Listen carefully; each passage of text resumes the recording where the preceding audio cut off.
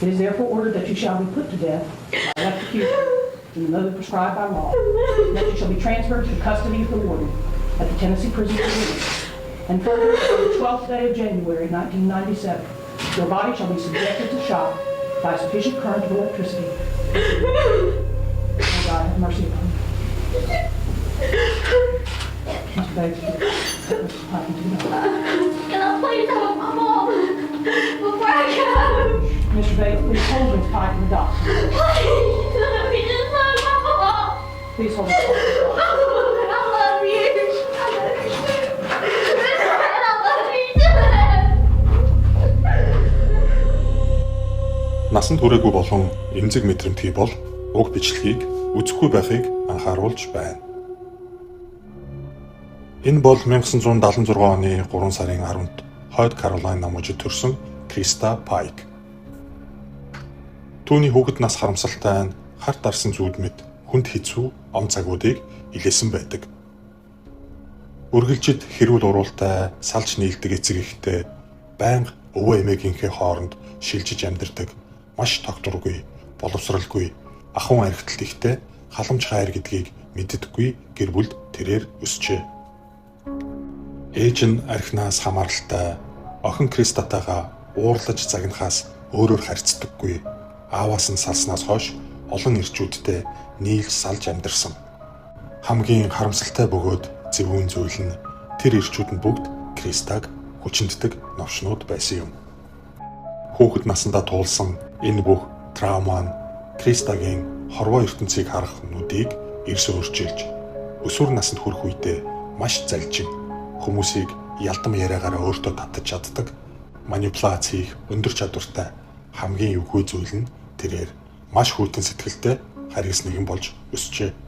18 нас хүрсэн Криста Пайк асрагчийн мэрэгжил эзэмшихээр Теннесси мужийн Ноксвилл хотын мэрэгжил олгох коллеж маягийн улсын үнэгүй сургуульд сурахаар ирэв. Манайхаар техникум маягийн уг сургуульд газар бүрийн гэр бүлийн асуудалтай эсвэл сургууль дээр асуудалтай байсан хүүхдүүд ирдэг. Ихэвчлэн 15-аас 22 насны залуус энд ирж 2 дахь боломж хайн олон төрлийн мэрэгжлийн чиглэлд ур чадвар эзэмшдэг. 350 орчим оюутнууд бужигнсан дотор байртай сургууль байжээ. Суралцаж байх хугацаанд Криста үйт энгийн Шэдолла Петерсонтой найзлаж бас өөрөөс нь нэлээд өмнө ирсэн Ted Errol Sheep гэх залуутай үерхэж эхэлсэн байна. Үүнээс гадна тэнд Colleen Slimmer гэх охин суралцаж байсан бөгөөд Кристаг ирэхээс өмнө Colleen Ted Errol хоёр хэсэг үерхэж байгаад салсан байжээ. Өөр ингэсэн зүйлээ хүснээрээ удирдах, өөрийнхөө байлгах дуртай Кристад хичээлдээ сайн, даруухан, сайхан сэтгэлтэй, үргэлж хөвгүүдээр хүрээлүүлж байдаг Коллинд найз залуугаа алдахгүй гэсэн нууцхан айдас түүнийг олон сараар дотроос нь шатааж явсаар нэг л мэдхэд учир утгагүй хардалт өс хонцон болон хувирсан байна. Ингээд Криста салах хэрэгтэй гэсэн шийдвэр гаргажээ. Найз залуугаасаа салхна гэж битгий эндүрээрээ бодлоос нь гарахгүй байгаа Коллиноос бүр мөсөн салахаар шийдэв.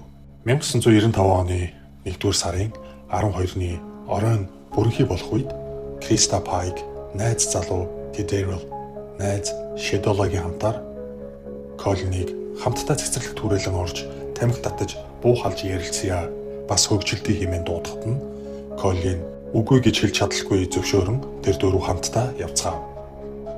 Сүүлийн саруудад Криста болон түүний найзуудаас ирэх дайралтууд улам ихсэж, шалтгаангүйгээр хэрүүл өдөж доромжлох байдал нь ихссэн ийм үед Криста өөрөө инээд алдан найрсаг байдлаар ярилцъя гэсэн тул Коллин мэдээж үгүй гэж түлхэж чадаагүй нь ойлгомжтой. Тэд сургуулийнхаа кампусаас холдон нэлээд алхсаар төв гудамжнаас алслагдсан хүнгүй захаараа ой модоор хүрээлэгдсэн цэцэрлэгт хүрээлэнд ирэв. Эргэн тойронд нь тэднээс өөр хинч байхгүй байгааг мэдсэн даруй гурван эсрэг нэг гэсэн амьдралын төлөөх тэмцэл эхэлсэн юм. Криста Пайк найз залуугийн хамтаар Коллиныг гинэн тэнгээр нь дуудан доромжилж зодож эхэлсэн бөгөөд хамгийн аимшигтай нь Криста том махны заазуур болон цаасны хутга авчирсан байлаа. Учир утгагүй хардталтаа орилж хашгиран ярихыг нь ойлгож амжаагүй Коллиныг нийт 30 гаруй удаа хутгалж биеийн таарсан хэсэг бүрийг зүсч огтлж байсан ба энэ үед Коллин тасралтгүй ам гуйж намайг зүгээр л орхичих. Би хүнд ч хэлэхгүй гэж өршөөл ирж зүхтаах бүртээ баригдаж эсэргүүцэх бүртээ улам их зүсүүлж сүүлдээ хоолой руугаа хутгалуулснаас болж дугарч чадахгүй болж газар хөсөр гунав. Кристагийн 45 минут орчим үргэлжилсэн хэрцгий тамлалын дараа нүүр хүзүүндээ 9 удаа хутгалуулсан. Биеийнхээ бусад хэсгүүдээр 20 гаруй хутгалуулж зүсүүлэн бүтэн эргэтэн үлдээгүй газар татхнан хэвдэх Коллины хувцсыг тайлж цээжин дээр нь муу ёрын шашны сатаны бэлэг тэмдэг пентаграм 5 хушуу заазуураар сэлснийхээ дараа цементээр хийсэн явган замаас хагарсан хэсгийг хохолж аваад толгоор нь хөдлөхгүй болтол нь нэг үгээр амьсгал хураатал нь олон дахин зогсноор Кристагийн харгас яргалал арай хийж дууссан байна.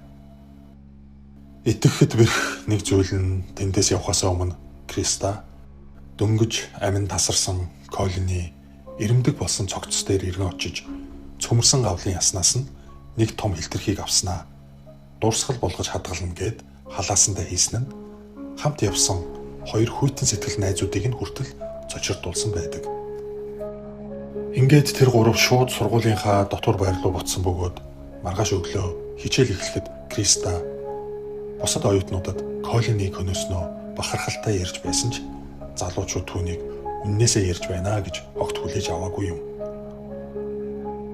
Ямар ч хэрүүл хүн ийм зүйлд итгэж чадахгүй нь ойлгомжтой.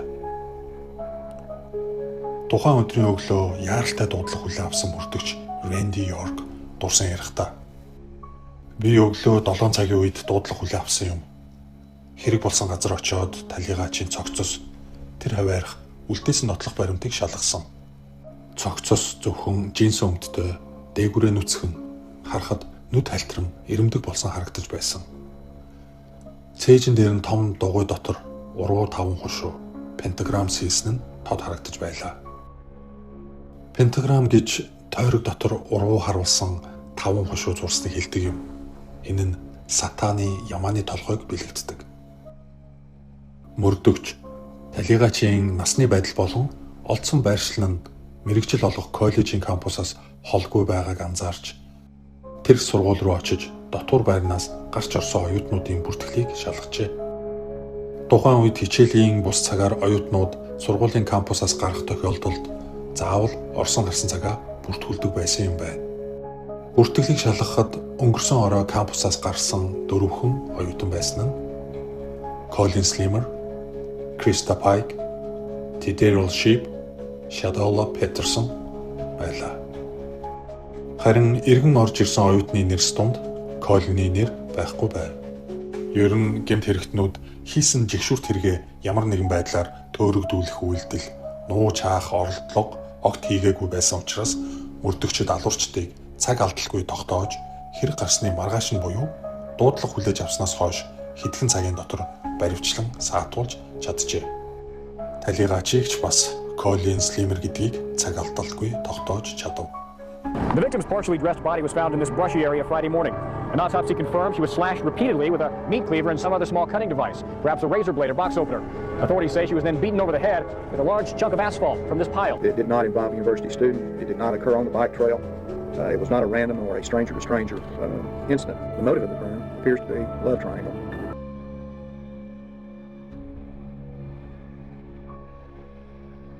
Мөрдөгчд нотлох баримт хангалттай цуглуулах үүднээс оюутнуудаас мэдүүлэг авах, Криста Пайкийн болон найзуудынх нь өрөөнүүдээр шалгалт хийснийхээ дараа албан ёсоор байцаалтаа эхлүүлсэн байдаг. Энэ бол бүлэглэн үйлдсэн гэмт хэрэг бөгөөд толгойлогч нь Криста Пайк. Тэрээр хийсэн аимшигт хэрэгээ нууж хаалгүй тэр даруй хүлээсэн бөгөөд гэмт хэргийнхээ үйл явдлыг мөрдөгчдөд биеэрээ жүжиглэн үзүүлж байсан нь найзуудтай үзсэн киногоо ярьж байгаа мэт. Талигач Коллин тэднээс яаж зүхтах гэж оролдож, орилж, уйлж, ам гуйж байсныг бичлэн үзүүлэхдээ Криста Пайк огт санаа зовж, айсан, гэмссэн зүйлгүй харин ч бүр бахархсан, маш гайхалтай чухал зүйл хийсэн мэт сэтгэл догтлолтой үзүүлж байсныг мөрдөгч Рэнди Йорк ихэд цочирдон сонсож байснаа мартаж чаддгүй гэдгээ сүүлд ярьсан байдаг.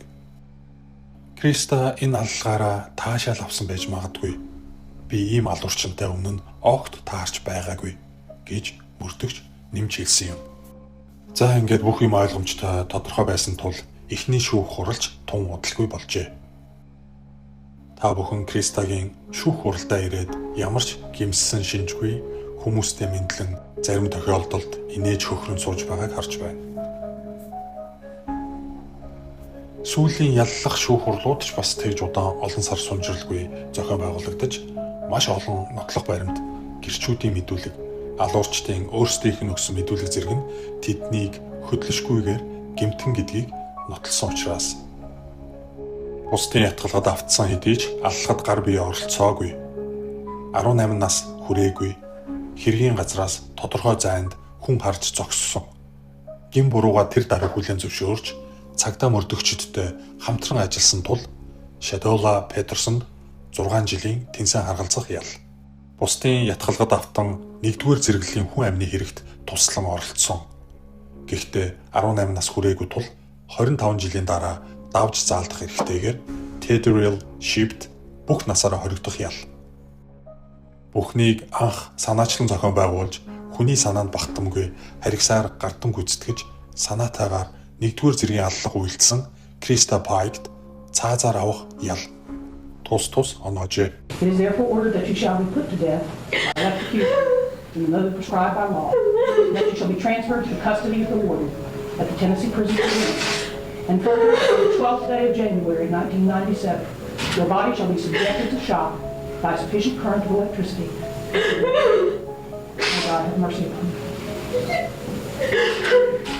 Mr. Bates, talking to you. Can I please have my mom before I go? Mr. Bates, please hold Miss Pike in the dock. Please, let me just love my mom. Please hold Miss Pike in the dock. And I love you. I love you too. And I love you too. Шүүх хурлын дараа Кристаг цаазын ялаа хүлээх хугацаанд хорихоор Теннесси мужийн Нэшвилл хотын шоронд аваадсан бөгөөд ийхүү Криста Пайк нь Америк нэгдсэн улс дахь цаазын ял авсан хамгийн залуу эмэгтэй ялтан болсон юм. Түүнийг цаазлах ялын тов нь тодорхой болж гарахгүй бараг 30 жил болсон бөгөөд энэ хугацаанд Кристагийн хорон муу явдал дуусахгүй үргэлжилсээр байжээ.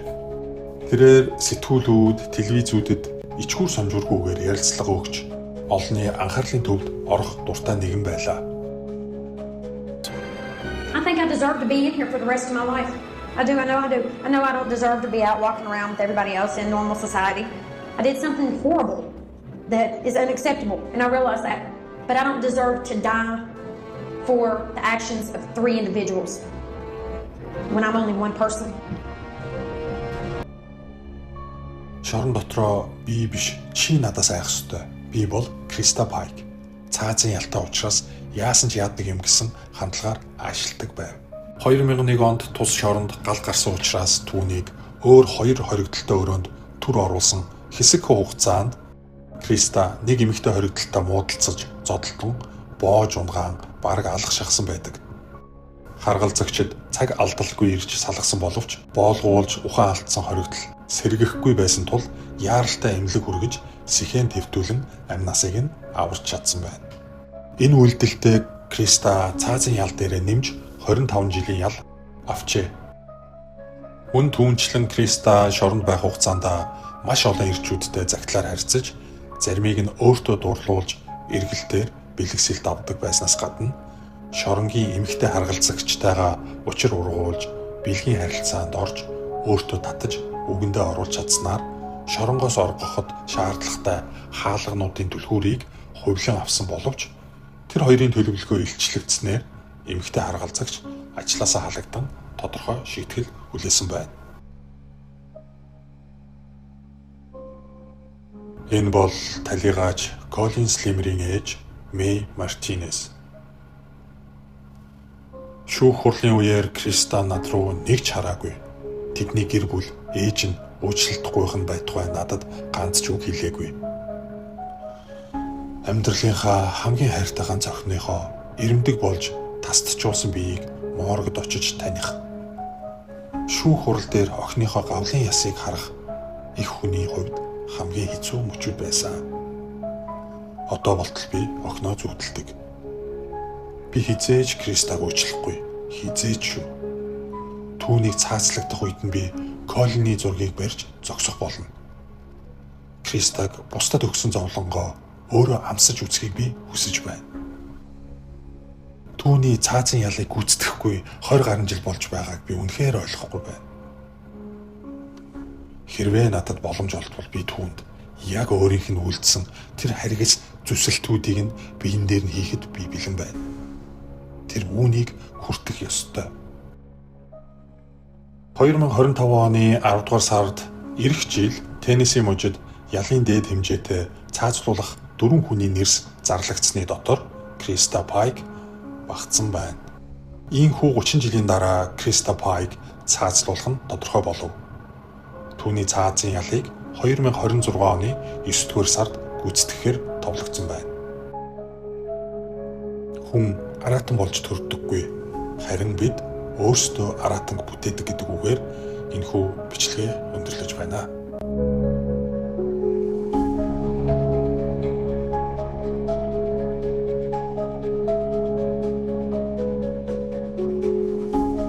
Бичлэг маань танд таалагдсан гэдэгт итгэлтэй байна.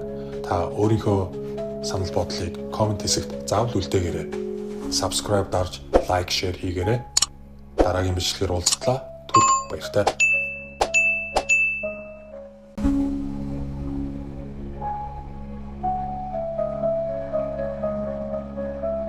I miss you so much. You see what I got for trying to be nice to that hoe? I went ahead and bashed her brains out so that she'd die quickly instead of letting her bleed to death.